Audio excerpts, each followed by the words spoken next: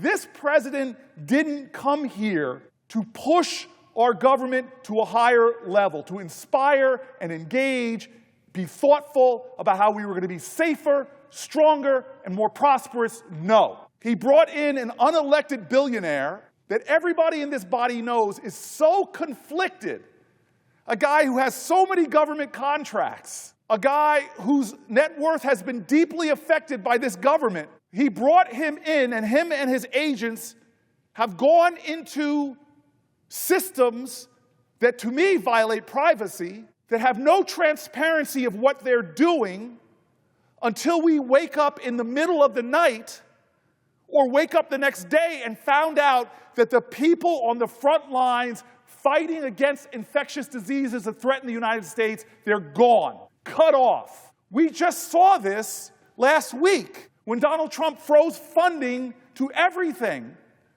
from veterans to first responders, froze funding for daycare that had everybody in this nation.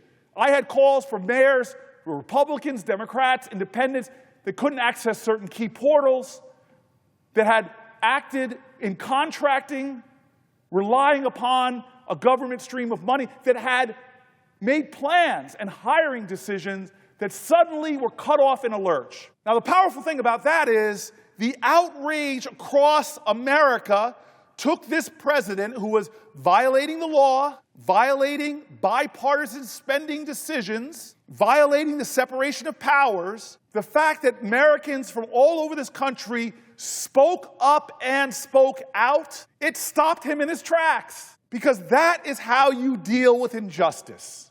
You don't normalize it, you call it out. And God bless America. This man who thought he was going to bully and steamroll and cut critical streams of funding all across this country was stopped in his tracks. Now, he said, oh, I'm just pulling back temporarily because I'm going to come back at this. But the sigh of relief, I've met with prosecutors this week. I've met with police officers this week. I've met with people that voted for him, voted against him, and didn't vote in my state.